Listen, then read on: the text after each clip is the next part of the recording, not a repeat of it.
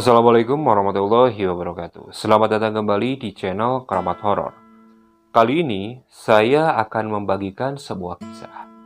Kisah ini dialami oleh salah seorang remaja. Dia tinggal di sebuah desa di wilayah Jawa Tengah.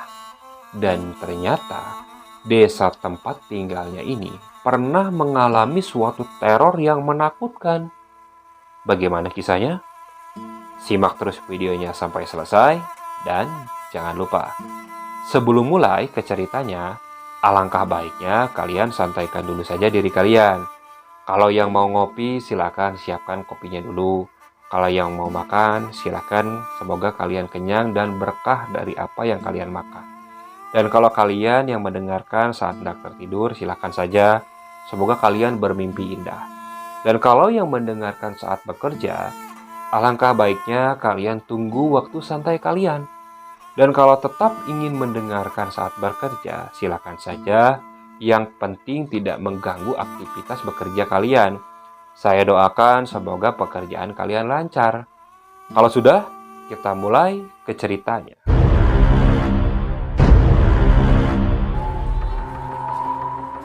Peristiwa ini terjadi ketika aku duduk di bangku SMP, sekitar tahun 2006. Dari kecil, aku tinggal berpindah-pindah tempat, mengikuti tempat kerja ayahku, dari mulai Jawa Timur, Jawa Barat, hingga sekarang aku tinggal di salah satu desa di wilayah Jawa Tengah. Desa tempat tinggalku ini adalah kampung halaman mendiang nenekku semasa kecilnya.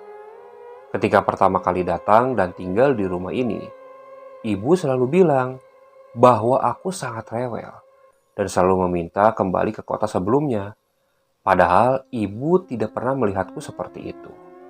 Tapi ibu tidak ambil pusing, mengingat ketika pertama kali datang ke sini, usiaku masih sangat kecil. Namun, yang kurasakan itu sangat berbeda. Entah mengapa, saat pindah ke sini, semua terasa tidak menyenangkan. Terlebih lagi, saudara-saudaraku yang berasal dari pihak ayah selalu menceritakan kisah-kisah seram. Bukan rasa nyaman yang saya rasakan, tapi malah rasa takut. Sebetulnya, desa tempat tinggal saya ini tidak berbeda dari desa-desa yang lainnya. Suasananya masih asri, cukup tentram. Banyak tempat-tempat untuk belajar agama. Terdapat sebuah masjid besar. Di setiap RT-nya ada sebuah musola kecil. Ada satu pesantren dan madrasah juga. Akan tetapi, di balik itu semua, desa tempat tinggalku ini ternyata menyimpan banyak kisah seram hingga keyakinan yang sering diceritakan sampai sekarang. Mulai dari batu besar yang tidak bisa dihancurkan ataupun dipindahkan, pohon angker yang tidak bisa ditebang, pemandian umum yang sering muncul sosok perempuan menakutkan, hingga area perkebunan yang sering dijadikan tempat gantung diri. Dari kecil, cerita-cerita itu sudah menempel di ingatan saya. Sampai pada suatu saat ketika masuk ke bangku SMP, sekitar tahun 2006-an, ada suatu kejadian yang menghebohkan. Desa tempat tinggal saya ini dibagi menjadi 2 dusun. Sedangkan saya tinggal di salah satu dusun di desa itu. Dusun tempat tinggal saya dibagi menjadi 3 RT. RT 1, RT 2, dan RT 3. RT 1 dan RT 2 dekat dengan jalan desa ataupun jalan raya antara provinsi.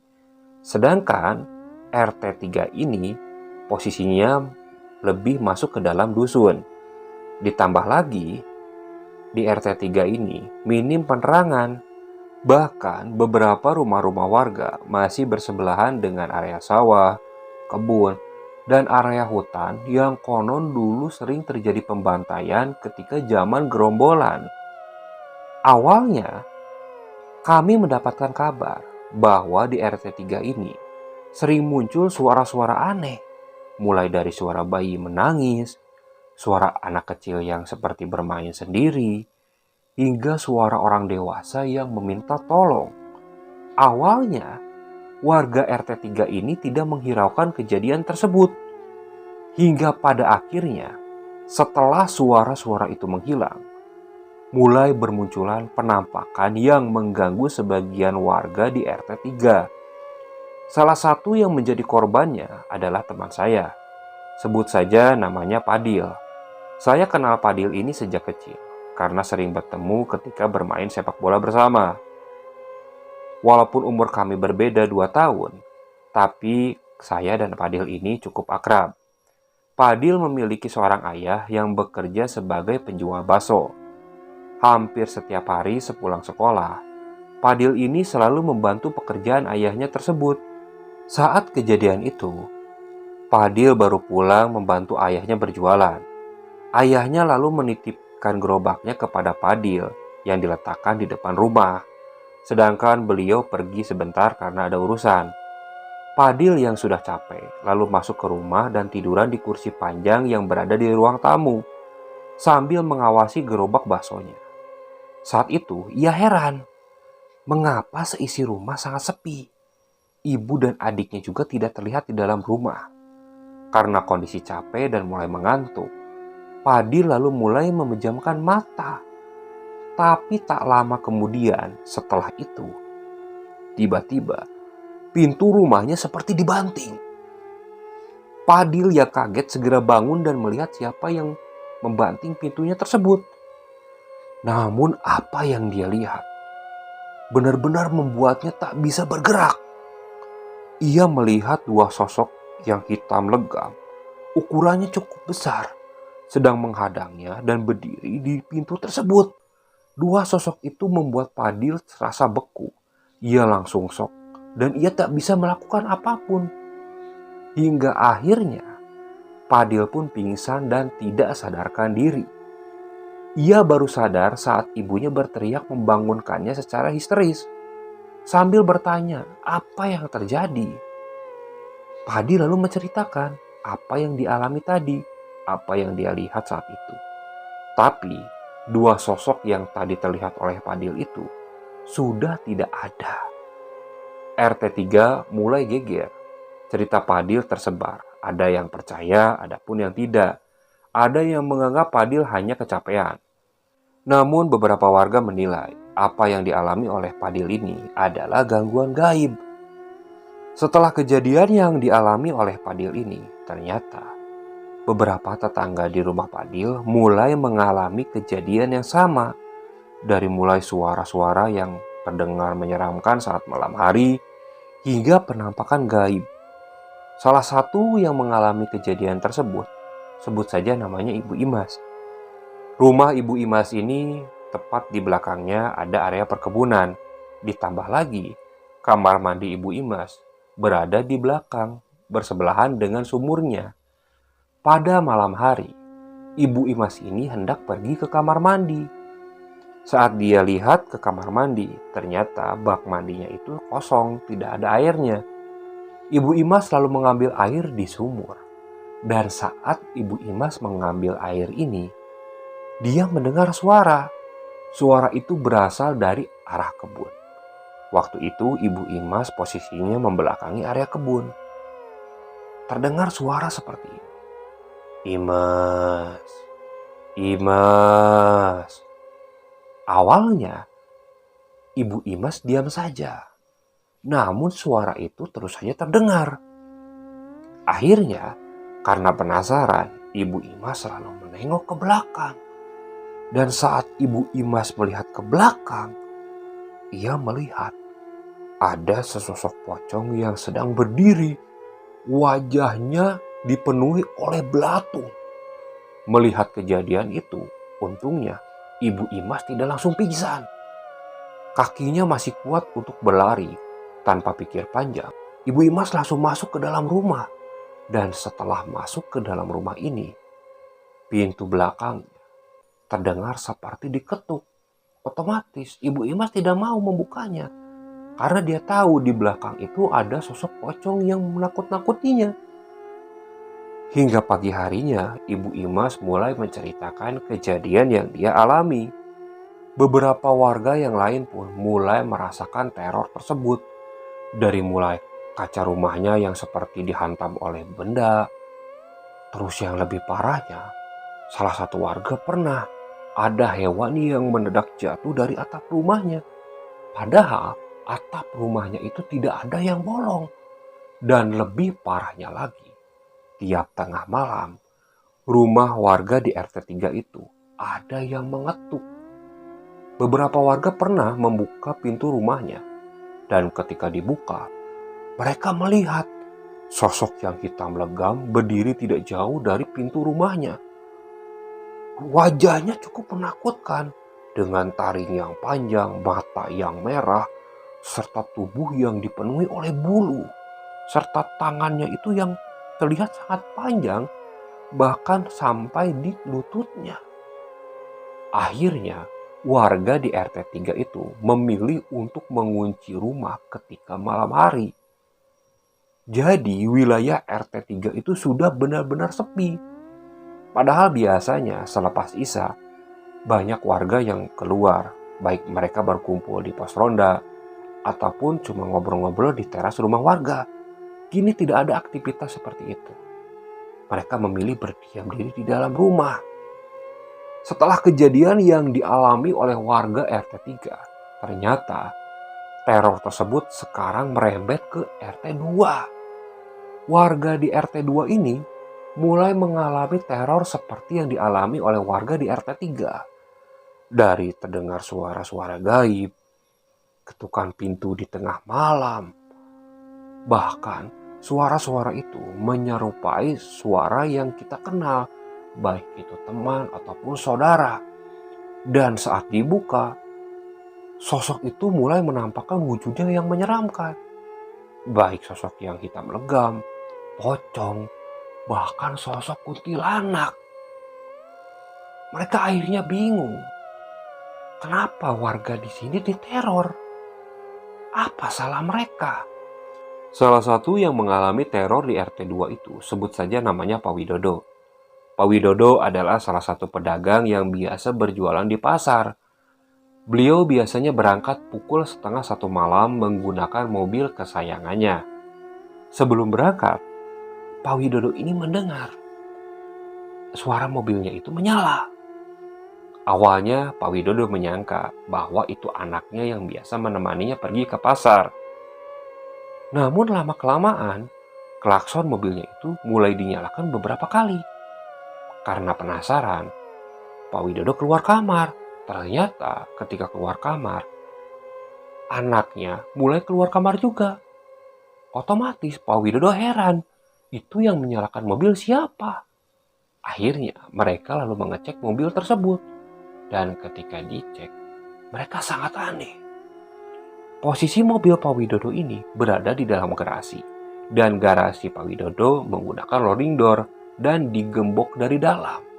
Namun Pak Widodo melihat gembok garasinya itu masih utuh, tidak terbuka sama sekali. Dan yang lebih parahnya, mobil Pak Widodo ini menyala tanpa kunci.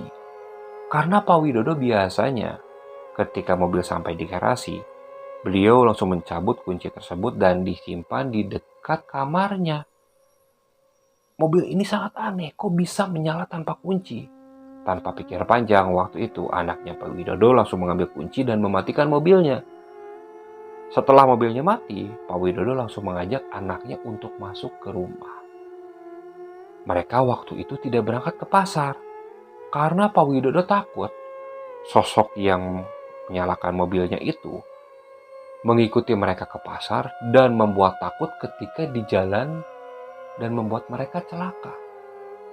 Pagi harinya, apa yang dialami oleh Pak Widodo ini mulai tersebar. Aku yang mendengar ceritanya tersebut mulai ketakutan. Karena rumah Pak Widodo ini bisa dibilang cukup berdekatan dengan rumahku. Hanya terhalang oleh satu rumah saja. Waktu itu aku langsung merengek kepada ayahku, supaya kita pindah dulu saja ke rumah saudara, sampai kondisi di dusun ini benar-benar membaik. Namun ayah coba menenangkanku, supaya aku tidak takut dengan makhluk tersebut. Namun ternyata ayah sudah memiliki tindakan pencegahan. Beliau yang juga sebagai penasehat musola telah bermusyawarah dengan pengurus musola lainnya dan memutuskan untuk meminta bantuan seseorang. Kebetulan salah satu anak perempuan Pak Widodo, sebut saja namanya Mbak Ismi. Mbak Ismi ini mengenal salah seorang kiai karena pernah belajar agama dan mengenal orang-orang di pesantren terdekat. Kiai itu berasal dari salah satu pesantren di kota kami, dan rencananya beliau akan melakukan pembersihan di dusun ini. Singkat cerita, hari yang dinanti pun tiba. Tampak kiai itu datang dengan membawa 2 orang santrinya. Mereka lalu berkumpul di rumah Pak Widodo dan bertemu dengan pengurus musola. Kiai itu mulai mendengarkan cerita orang-orang yang pernah mengalami teror, termasuk Padil. Mulai dari waktu kejadian ketika mereka mengalami gangguan gaib, di mana hal itu muncul, serta bagaimana wujud dari makhluk yang mengganggunya. Setelah semuanya jelas, Kiai itu lalu menyiapkan rencana serta meminta beberapa perlengkapan. Beliau pun meminta untuk disediakan wilayah yang cukup lapang untuk melakukan pembersihan. Dan juga beliau meminta bantuan kepada para warga yang dirasa mengetahui hal-hal semacam ini. Tujuannya adalah agar orang-orang yang berani dan tahu tentang hal-hal tersebut bisa memancing makhluk-makhluk itu dan mengarahkannya ke tempat pembersihan. Salah satu pengurus musola menyarankan bahwa tempat pembersihan itu supaya dilakukan di sebuah lapang bola di belakang komplek, berdekatan dengan gudang air mineral di dusun ini. Kiai itu lalu menyetujui. Beliau lalu datang ke tempat tersebut, diikuti beberapa pengurus musola. Yang membuatnya kaget adalah ternyata rencana pembersihan itu sudah diketahui oleh banyak orang. Hingga saat itu banyak masyarakat yang berbondong-bondong datang ke wilayah ini untuk menyaksikan. Bahkan yang lebih parahnya, ternyata kabar pembersihan di dusun ini terdengar oleh warga di dusun sebelah. Ada salah satu teman saya di dusun sebelah itu, sebut saja namanya Rian. Nah, Rian ini dia sudah datang di sana. Aku yang waktu itu melihatnya pun kaget. Dan ternyata Rian tahu dari bapaknya. Kiai tersebut lalu memberitahu kepada warga. Jika warga ingin ikut, syaratnya mereka harus siap menjadi pagar gaib. Yang lebih pastinya, orang yang harus ikut dan menjadi pagar gaib itu minimal umurnya 17 tahun. Dan seorang laki-laki ditambah lagi kuat.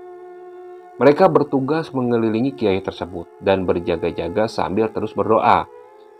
Ia khawatir jika yang melihat adalah anak-anak yang belum cukup umur, malah nantinya membuat repot saat prosesi pembersihan dilakukan. Saya waktu itu langsung dilarang oleh ibu karena memang usia saya belum menginjak 17 tahun. Yang ikut prosesi pembersihan hanyalah ayah saya. Beliau juga melarang saya ikut. Kebetulan, area lapangan bola tempat pembersihan itu ada di dekat sawah belakang rumah saya.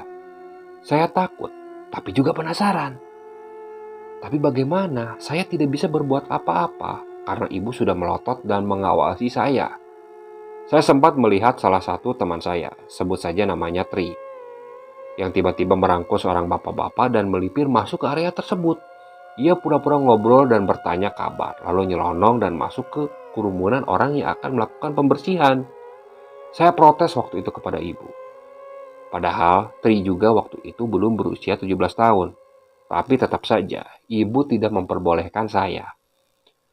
Karena sudah sangat penasaran, akhirnya saya mempunyai ide. Waktu itu aku melihat ada salah satu temanku, sebut saja namanya Rama. Rumah Rama ini berdekatan dengan rumahku. Jadi belakang rumahku dan rumah Rama langsung area pesawahan. Waktu itu aku bilang kepada Rama, aku ingin main dan nonton TV di rumahnya. Rama waktu itu protes kan kepadaku. Katanya dia mau pergi. Padahal jelas-jelas kulihat dia ingin pergi ke tempat pembersihan tersebut. Aku terus saja membujuk sambil melotot memberikan kode. Akhirnya Rama mengerti dengan apa yang kurencanakan. Aku lalu meminta izin kepada ibuku, ditemani oleh Rama. Kebetulan ibu Rama juga sedang berbincang-bincang dengan ibuku di teras rumah. Awalnya ibu tidak mengizinkan, Tapi setelah Rama meyakinkan bahwa aku hanya akan nonton televisi di rumahnya, ibu lalu mengizinkan dengan syarat aku harus membawa adik-adikku. Mau tidak mau kan, waktu itu aku iakan persyaratan ibu. Dan setelah sampai di rumah Rama, aku menjelaskan kepada Rama bahwa kita akan pergi ke sana pelan-pelan lewat pintu belakang, lalu ke area pesawahan yang gelap. Kita lari sekencang mungkin melewati jalan yang masih diterangi lampu agar tidak diketahui ibu. Lalu turun ke area lapangan bola, ke tempat pembersihan itu. Karena saya ke sana bareng adik-adik saya, otomatis saya harus menyogok adik-adik saya. Karena Rama mempunyai Nintendo, waktu itu saya suruh saja adik-adik saya bermain di sana. Sambil saya bilang kepada adik saya supaya mereka tidak berbicara kepada ibu. Kami lalu lari lewat pintu belakang, menuju ke area sawah yang gelap dan meloncati jalan dan langsung turun ke area lapangan bola. Setibanya di sana, kami kaget. Ternyata posisi pagar gaib yang tadi direncanakan sudah morat-marit. Orang-orang terlihat berpencar-pencar. Ada yang masih di area pembersihan, tapi banyak juga yang sudah jauh dari situ. Ada yang masih berdiri, beberapa terlihat duduk. Usut punya usut, ketika saya bertanya kepada salah satu teman saya yang bernama Rian itu, dia bercerita saat prosesi pembersihan itu dimulai dan pagar gaib mendekat untuk mengurung makhluk-makhluk tersebut, banyak makhluk yang berontak, hingga ada beberapa pria yang tidak kuat, bahkan makhluk yang menyerupai anak kecil, seperti menabrak mereka. Rio berkata, itu seperti tuyul, banyak sekali. Formasi mulai berantakan. Beberapa orang terlihat mulai mengalami gangguan, hingga perlu ditolong terlebih dahulu. Saya melihat Kiai sedang dalam proses pembersihan. Tampak beliau dikelilingi pria-pria yang masih sanggup untuk menjadi pagar gaib. Dalam prosesi tersebut, beberapa kain putih yang dipersiapkan oleh Kiai tersebut terlihat seperti mau terbang. Dan suatu ketika, Kiai itu sempat seperti orang dipukul. Beliau memalingkan wajahnya secara tiba-tiba, namun terus berdoa dibantu oleh kedua asistennya. Beliau tampak seperti sedang memasukkan sesuatu ke dalam botol kosong. Jujur saja, saya tidak mampu melihat sosok apapun di sana. Di akhir prosesi pembersihan, Kiai meminta supaya kita berdoa bersama, dan yang paling saya rasakan saat prosesi berdoa itu adalah hawa panas yang sangat panas. Semua orang berkeringat, panas yang nyelekit, entah apa yang terjadi. Mengingat kita sedang berada di area terbuka dengan angin yang sangat kencang. Saya dan Rama hanya menonton sebentar. Setelah Kiai selesai berdoa dan mengajak semuanya yang menonton kembali, maka kita berdua langsung berlari secepat mungkin kembali ke rumah Rama dan pura-pura masih menonton televisi. Tak lama kemudian, ibu saya memanggil untuk pulang. Saat itu saya tidak langsung pulang, tapi mengajak Rama untuk ke rumah Pak Widodo dan mendengarkan apa yang dibicarakan oleh Kiai tersebut. Saya tidak mendengarkan banyak hal, hanya mendengarkan jika Kiai itu berkata bahwa beliau tidak bisa menangkap semua makhluk yang mengganggu, cuma beberapa makhluk yang paling besar, termasuk dua sosok besar hitam yang diduga dilihat oleh Fadil. Terus sosok pocong yang sering mengganggu lewat suara, dan beberapa makhluk kecil seperti yang diceritakan oleh Rian. Ada percakapan yang mengarah ke kesimpulan. Sepertinya gangguan dan teror yang terjadi selama ini bukanlah teror alami, tapi memang sengaja dibuat. Dengan kata lain, besar kemungkinan makhluk tersebut memang sengaja diundang. Dan jelas jika seperti itu, berarti memang ada yang mempraktekkan ilmu hitam. Tak ada yang bisa menunjuk ataupun mencurigai seseorang. Hanya saja, saya pernah mendengar beberapa tahun yang lalu, ada seseorang yang mempunyai ilmu yang cukup tinggi atau biasa disebut dengan dukun. Namun, ia sudah lama wafat. Kejadiannya, waktu itu dia ditangkap oleh warga dan dibakar oleh warga. Namun itu hanya pendapat saya. Apakah ada hubungannya dengan teror saat ini? Saya tidak tahu. Bahwa yang saya hanya ketahui, dulu pernah ada kejadian itu, mungkin saja keturunannya ada yang dendam. Karena semenjak kejadian itu, keluarga dari dukun santet itu langsung pergi meninggalkan desa. Namun sesekali keturunannya sering masuk ke desa. Entah apa yang diperbuatnya. Dia hanya berkeliling di desa tersebut. Orang-orang sempat bertanya bagaimana detil wujud makhluk yang mengganggu itu. Kiai hanya berkata bahwa ada beberapa yang besar dan cukup kuat. Juga ada banyak yang kecil-kecil. Kiai itu sebetulnya ingin menangkap semua. Hanya saja ketika prosesi menangkap yang kecil-kecil, mereka berlari dan melompat menabrak para pria yang saat itu menjadi pagar gaib. Persis seperti cerita Rian. Kiai juga menjelaskan bahwa sempat menerima serangan yang terlihat jelas di pipinya. Tampak kulihat di pipi Kiai tersebut ada seperti tamparan tangan, tapi dengan bentuk yang lebih besar dari manusia normal. Kemungkinan itu adalah sosok yang sempat terlihat dan mengganggu Padil. Setelah semua selesai, Kiai itu lalu pamit. Ketika para santri itu memasukkan botol-botol yang berisi makhluk tersebut, dan seketika itu, mobil mereka langsung mogok tak bisa jalan. Mereka bingung, karena bensinnya masih penuh dan tak ada masalah di mesin. Kami semua ikut mengecek dan juga mendorong mobil tersebut. Anehnya, mobil dengan ukuran kecil yang bisa diisi dengan 4 orang itu tidak bisa didorong oleh 10 orang. Seakan mobil itu benar-benar berat, sangat berat, sehingga harus didorong lebih dengan 10 orang. Mesinnya juga tidak mau menyala.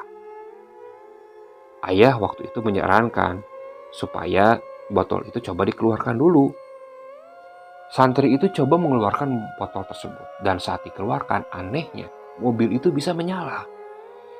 Bahkan ketika didorong pun cukup ringan.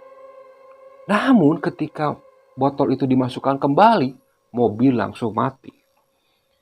Setelah itu, lalu Kiai itu coba menyempatkan membaca beberapa doa. Setelah dibacakan beberapa doa, akhirnya mobil itu sekarang mau menyala dengan kondisi botol sudah berada di dalam mobil.